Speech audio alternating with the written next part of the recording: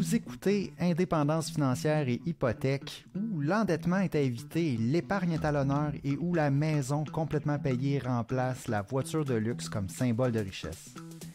Je suis Frédéric Lacharité, courtier hypothécaire à Montréal et au Québec. Je veux vous aider à prendre le contrôle de vos finances, à transformer votre vie. Je vous transmets ma formule pour atteindre l'indépendance financière.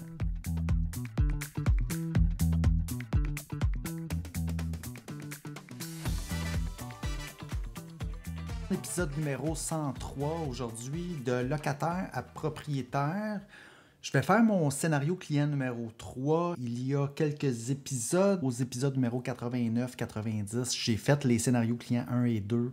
Je parle de cas réels, des vrais dossiers de financement que j'ai fait. Là, je veux faire le troisième. Aujourd'hui, c'est un couple de premiers acheteurs, donc qui passent de locataire à propriétaire. C'est pour ça que j'ai mis le titre du podcast aujourd'hui, c'est de locataire à propriétaire. Je vous rappelle que moi, les premiers acheteurs, ce sont les dossiers que je préfère. C'est vraiment une étape importante. Passer de locataire à propriétaire, ça nous fait cheminer vers l'indépendance financière. Ça peut parfois ne pas nous faire cheminer vers l'indépendance financière si, par exemple, on va acheter une propriété qui serait au-delà de nos moyens. Donc, je suis conscient là, que ce n'est pas toujours le cas que d'acheter une propriété va nous faire cheminer vers l'indépendance financière.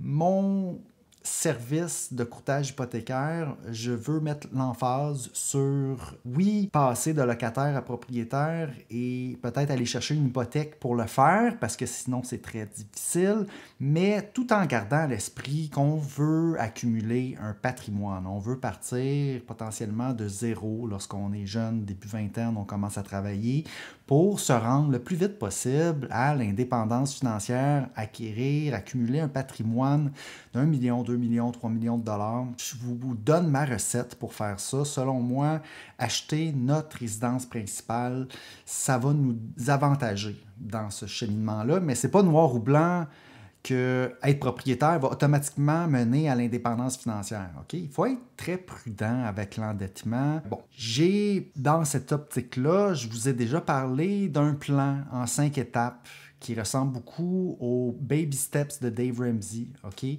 Le plan, c'est, premièrement, on se libère de l'endettement totalement. Okay? Avant même de penser à aller acheter notre propriété, on va rembourser notre prêt étudiant, on va rembourser nos cartes de crédit, on va rembourser nos prêts auto, on va s'arranger pour être sans dette. Ensuite, l'étape numéro 2, c'est qu'on va accumuler une mise de fonds, on va faire notre fonds d'urgence, accumuler une mise de fonds, on va tout faire ça pour vraiment travailler notre muscle d'épargne. Et en troisième étape des 5, on va acheter notre résidence principale. Quatrième étape ensuite, c'est d'investir pour l'indépendance financière. Et 5e étape, c'est de rembourser notre hypothèque. Okay, donc ça, j'ai parlé de ça à l'épisode numéro 68.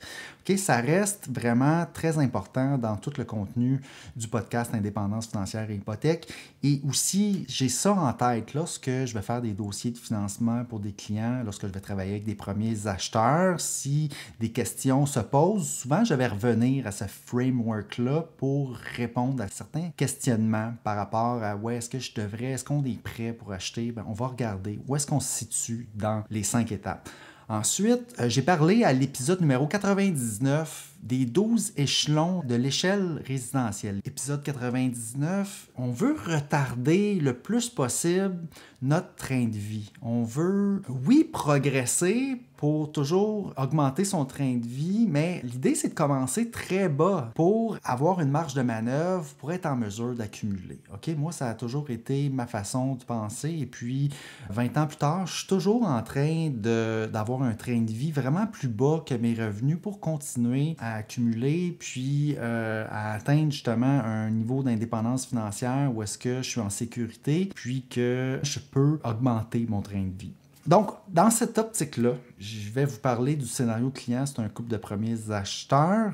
Donc, l'épisode d'aujourd'hui, si vous êtes locataire, par exemple, ça pourrait vous inspirer, ça va vous donner une idée de ce que je peux faire pour vous si vous venez me voir dans le but d'acheter votre première propriété. Ensuite, si vous écoutez le podcast en ce moment, il y a des bonnes chances que vous soyez déjà propriétaire. Je me rends compte que ceux qui écoutent le podcast Indépendance financière et hypothèque, ce sont des gens qui s'intéressent à la finance personnelle et puis souvent, ça vient un petit peu tard dans notre vie, ça, de s'intéresser aux finances personnelles. La majorité des gens qui sont prêts à acheter, qui sont plus jeunes, ne vont pas nécessairement écouter le podcast. Donc, si vous écoutez le podcast, peut-être que vous avez des proches dans votre entourage qui sont prêts à acheter ou qui pensent être prêts à acheter ou qui aimeraient avoir de l'accompagnement pour acheter. Bon, à ce moment-là, ce que je vais décrire, le scénario aussi numéro 3, mes clients, premiers acheteurs, va vous donner une idée de l'accompagnement que je fais pour les premiers acheteurs. Et puis, vous pouvez absolument donner mon nom à vos proches, des personnes qui auraient besoin justement de mes services d'accompagnement pour acheter leur première propriété.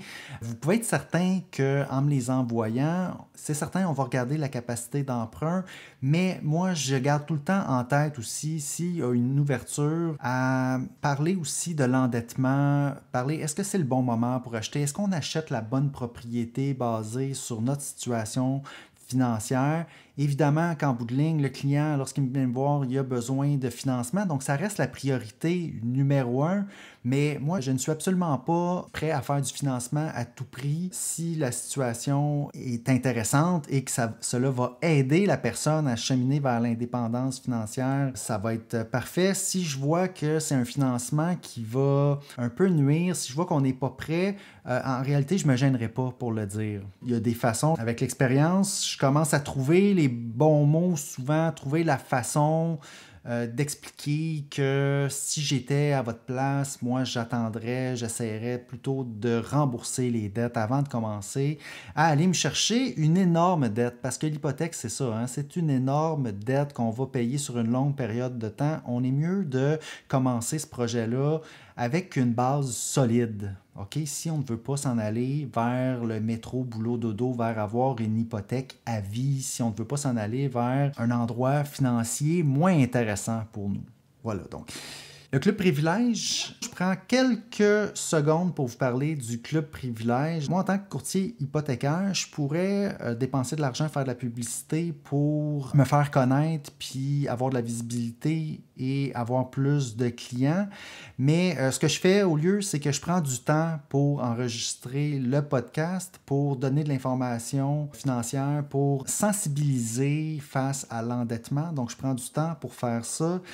Et ensuite, j'investis, oui, un peu dans le Club Privilège. Le Club Privilège, c'est un courriel par mois que j'envoie. Et il y a un beau prix à gagner. Pour le mois de juin qui s'en vient, c'est 2 cartes cadeaux de 750 $ qui vont être tirées. Des cartes cadeaux d'essence, OK, de SO. Ça va être ça le grand prix. Plus, je fais toujours tirer à chaque mois aussi une carte cadeau de 50 $. Donc, pour faire partie du Club Privilège, il y a une page sur mon site web. Vous pouvez aller sur frédériclacharité.com/club-privilège, entrez vos informations, nom, prénom, adresse courriel, et puis je vais vous ajouter au Club Privilège. Vous allez recevoir le premier courriel dès le mois de juin. Et puis, pour participer, il y a un concours par mois. Pour participer à chaque concours, il suffit de répondre à la petite question dans le courriel. Vous pouvez répondre n'importe quoi. Parfois, ce sont des choses qui peuvent me faire rire si vraiment vous me répondez des niaiseries, puis c'est tout à fait correct. Et vous êtes automatiquement inscrit à ce moment-là au tirage et vous avez la chance de gagner ces beaux prix-là. Donc ça, c'est ma façon, dans le fond, de faire de la publicité. Donc j'investis dans des prix qu'on fait tirer comme ça une fois par mois. Et voilà, ça, c'est le Club Privilège. En plus que chaque courriel va avoir un article sur l'actualité hypothécaire que parfois je vais mettre à mon goût. Par exemple, le mois passé, on parlait de refinancement pour rénovation. Et puis, moi, j'ai un petit peu changé l'article. J'ai dit, OK, pourquoi qu'on ne devrait pas emprunter pour faire des rénovations et plutôt payer avec notre propre argent nos rénovations au lieu de refinancer notre propriété. Donc, j'échange un petit peu parce que moi, je ne veux pas faire des refinancements à tout prix. Je ne veux pas que vous vous endettiez davantage. Moi, je suis là pour sensibiliser contre l'endettement. Donc, oui, on peut faire des refinancements si vous voulez justement rénover votre propriété, mais c'est vraiment pas ça que je pousse. Moi, je vais vais être content de le faire si c'est ce que vous avez besoin. Le financement, c'est pas très compliqué. C'est facile d'avoir du financement.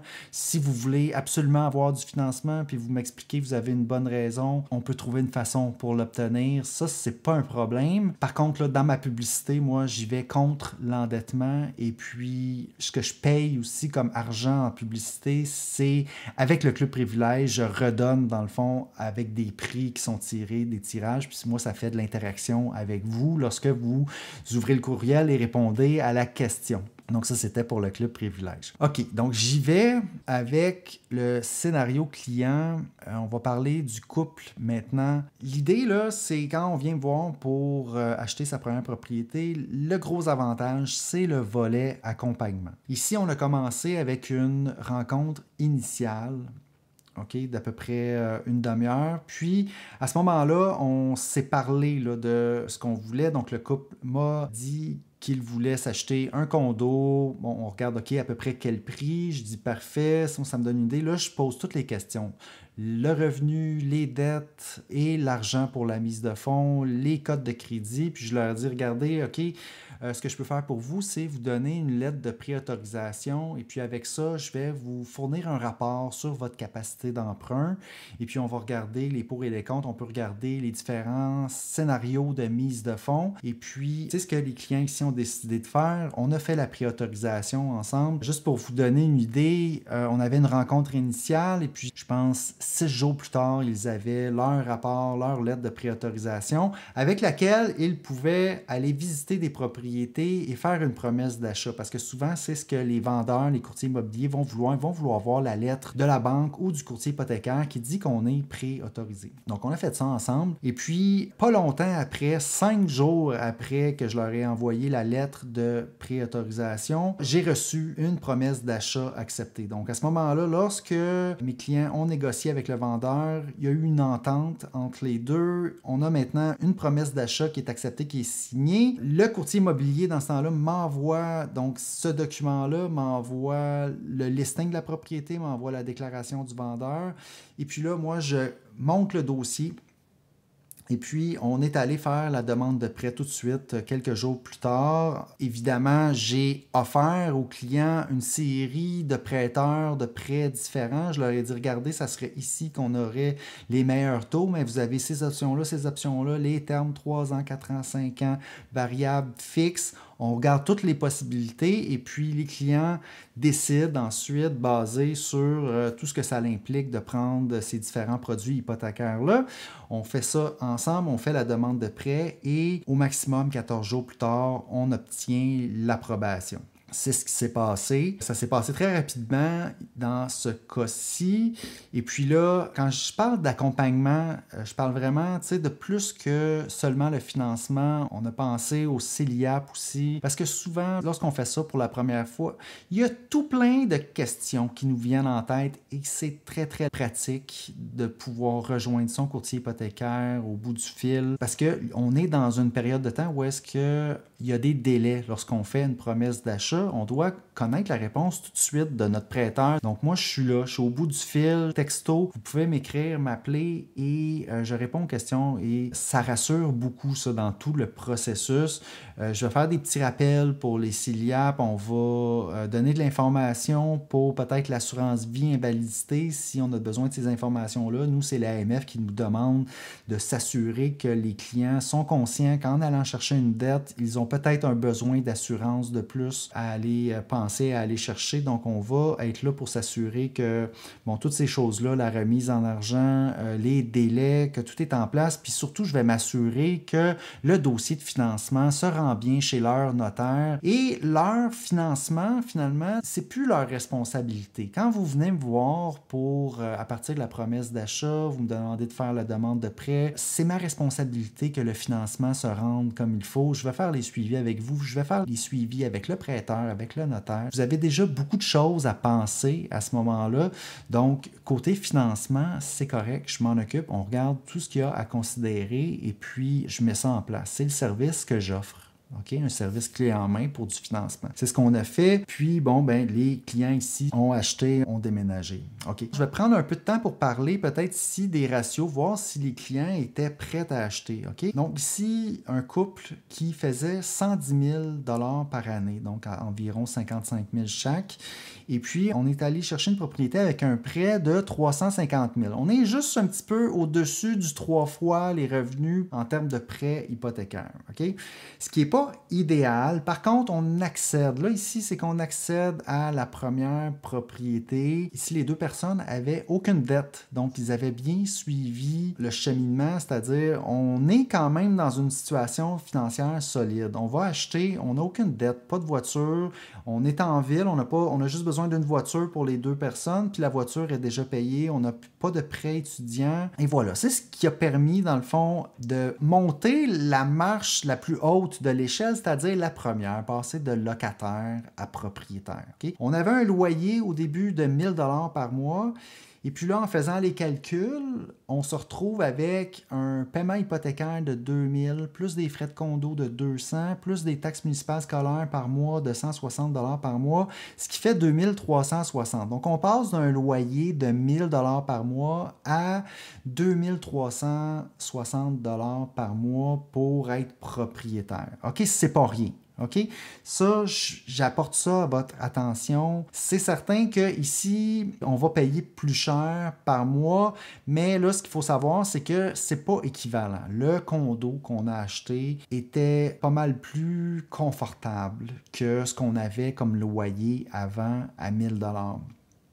OK, sur le long terme. Donc, on gagne un petit peu en train de vie en faisant ce move-là. 1 000 $ versus 2 360. Sinon, personne n'aurait voulu faire le changement s'il n'y avait pas eu une augmentation du niveau de vie, du confort. C'est normal. Puis là, ce qu'il faut savoir, c'est qu'à chaque année, notre propriété va augmenter en valeur. On va rembourser un petit peu de l'hypothèque. Et oui, c'est un coût qui est un peu difficile à donner dès le départ, mais on est quand même en chemin vers l'indépendance financière, vers la retraite, et on va accumuler un patrimoine de cette façon-là en faisant l'achat du condo. On embarque sur l'échelle de la propriété. C'est ce que j'ai aidé à faire et évidemment, le couple sont aujourd'hui encore très contents de leur achat. Et voilà, c'était le scénario client numéro 3 de locataire à propriétaire. Donc, les premiers acheteurs, les dossiers premiers acheteurs, c'est la majorité de mes dossiers. OK? C'est dans quoi je me spécialise.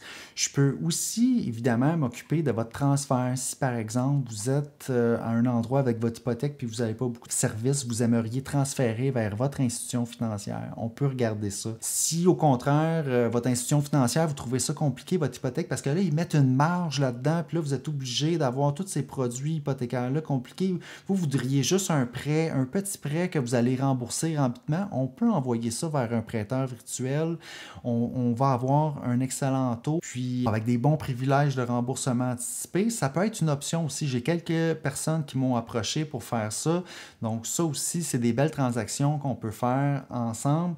En bout de ligne, moi, une hypothèque, c'est pas très compliqué. Je fais l'accompagnement pour vous. Je rends ça très facile. Tu sais, le couple ici qu'on avait, scénario client numéro 3, ce sont des personnes qui travaillaient. Lorsqu'ils étaient en train de travailler, ils ne sont pas nécessairement disponibles pour répondre au téléphone, pour s'occuper de leurs transactions, de leur financement. C'est une bonne chose d'avoir une personne dans votre équipe comme ça qui peut vous aider à faire votre transaction.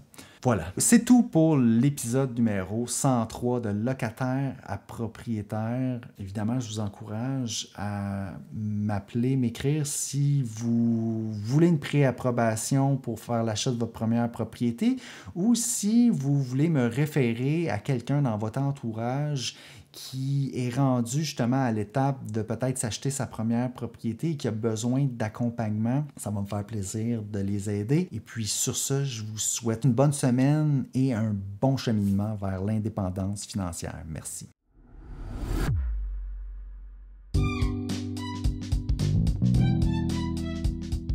Alors, si vous avez apprécié l'émission, je vous invite à vous abonner.